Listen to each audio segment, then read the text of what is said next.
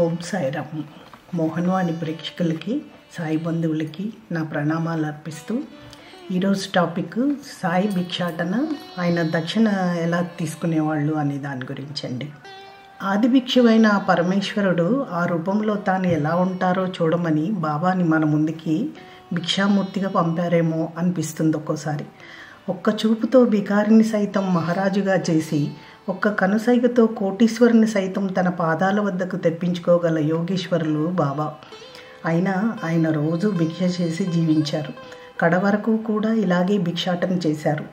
ఇది కేవలం భక్తులను ఉద్ధరించడానికే.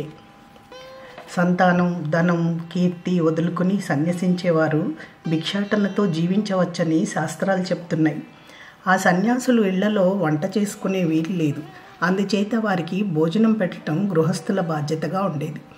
బాబా గృహస్థులు కారు, వానప్రస్థులు అంతకన్నా కారు, అస్ఖలిత బ్రహ్మచారులు. బాల్యం నుండి ఆయన కఠోర బ్రహ్మచర్యం పాటించారు. ఈ జగమే తన నివాసం అని ఆయన విశ్వసించారు. మామూలుగా మనం వంట చేసుకుని తినేటప్పుడు దంచటం, రుబ్బటం, విసరటం, పాత్రలు కడగటం, పొయ్యి వెలిగించటం, ఇల్లు ఊడ్చటం, తుడవటం మొదలైన పనులన్నీ చేస్తూ ఉంటాం. అదేవిధంగా ఈ పనులు చేసేటప్పుడు ఎన్నో క్రిమికీటకాలు నశించటం జరుగుతూ ఉంటుంది.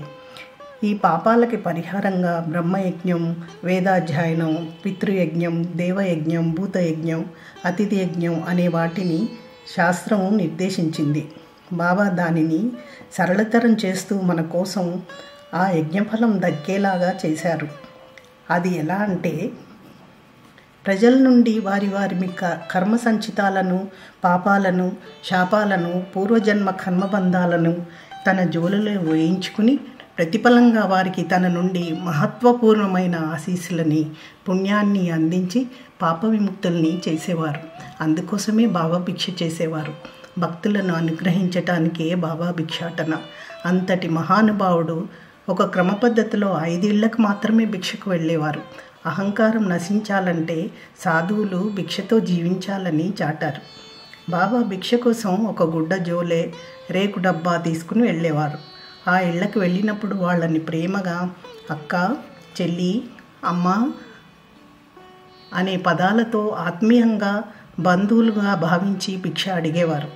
భిక్ష ద్వారా వచ్చిన ఆహారాన్ని మూగజీవులకి పెట్టేవారు. మరికొంతమందికి ఇచ్చేవారు.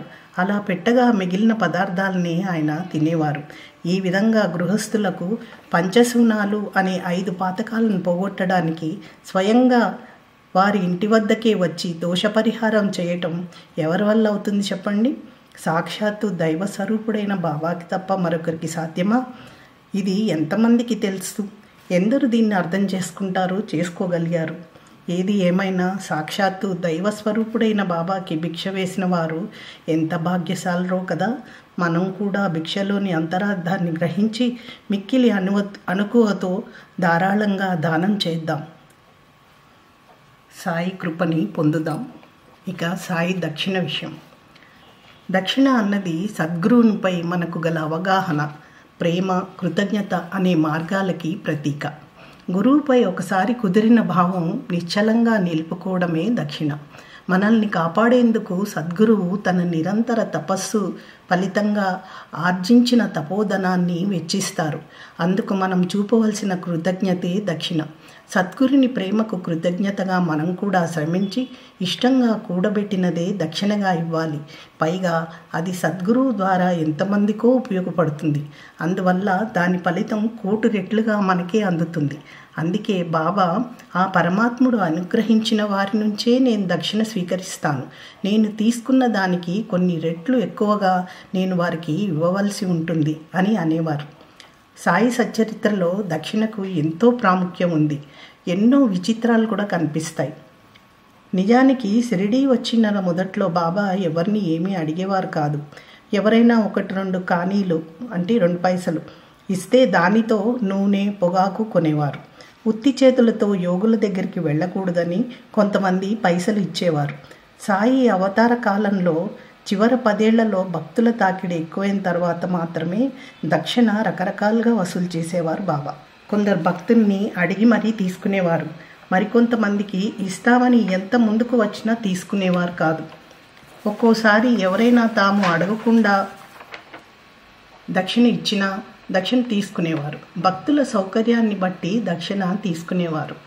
బాబాకి మా తరఫున ఇవ్వండి అని ఎవరైనా బాబాకి దక్షిణ కానుకలు ఇచ్చి పంపిస్తే వాళ్ళు ఇవ్వటం మర్చిపోయినప్పుడు వారిని అడిగి మరీ తీసుకునేవారు.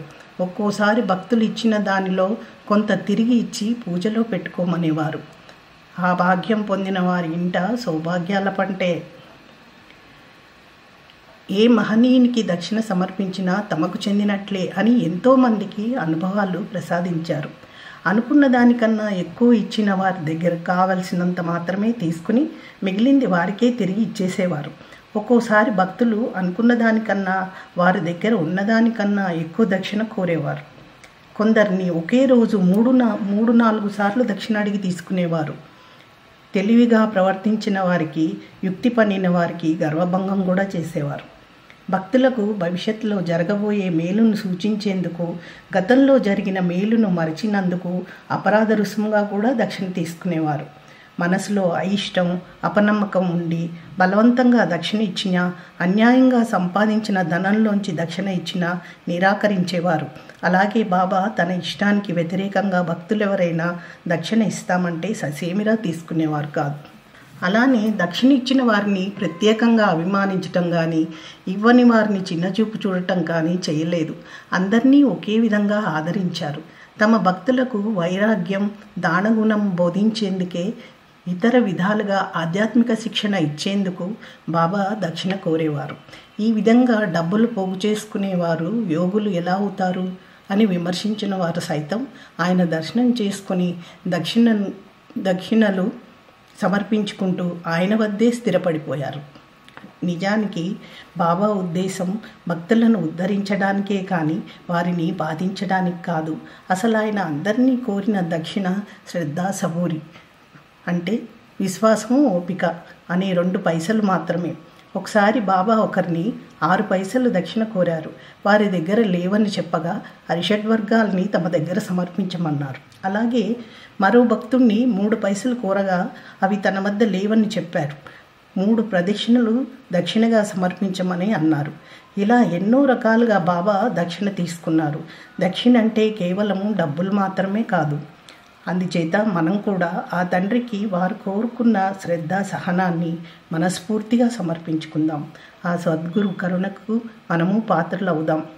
ఈ విధంగా మన పాపాలు తొలగించేందుకు, వివేక వైరాగ్యాలు బోధించేందుకు, అజ్ఞానపు చీకటులు తొలగించేందుకు, బాబా భిక్ష చేశారు, దక్షిణ తీసుకున్నారు, దుని నిర్వహించారు.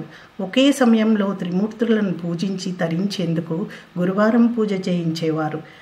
మరి మనం ఆ తండ్రి రుణం ఎలా తీర్చుకోగలం? భిక్ష విషయంలో, దక్షిణ విషయంలో బాబా శాస్త్రాలలో, ఉపనిషత్తులలో చెప్పిన అంశాలనే ఆచరణ రూపంలో ఎలా అమలు చేయాలో అనుభవపూర్వకంగా నిర్ధారణ చేశారు. ఇంతటి సద్గురువు లభించటం మన భాగ్యం. ఆ తండ్రి రుణం తీర్చుకోవాలంటే జాతి, మత భేదాలు లేకుండా అందరం ఒక్కటే అన్న భావంతో సదా సాయినాథుని స్మరిస్తూ చైతన్య స్థితిలో తన్మయత్వం చెందుతూ సర్వధర్మ సమభావన అనే బాబా ప్రబోధాన్ని ఆచరించటం ద్వారా ఆయన రుణాన్ని కొంతైనా తీర్చుకుందాం. అందుకోసం ప్రయత్నిద్దాం. దానికి బాబాను అనుగ్రహించమని వేడుకుందాం. జై సాయిరామ్. మోహన్ వాణి తెలుగు పాడ్కాస్ట్ వింటున్న శ్రోతలందరికీ హృదయపూర్వక ధన్యవాదాలు. ఏమండోయ్, ఇప్పటివరకు మన ఛానల్కి సబ్స్క్రైబ్ చేసుకోకపోతే ఈ క్షణమే వెంటనే సబ్స్క్రైబ్ చేసుకుని ఆ పక్క నుండి బెల్ బటన్ని మ్రోగించండి. అప్పుడు నేను చేసే అప్డేట్స్ అన్నీ మీ ముందు ప్రత్యక్షమవుతాయి. సర్వేజన సుఖినో భవంతు, లోకా సమస్త సుఖినో భవంతు. ధన్యవాదాలు. స్వస్తి.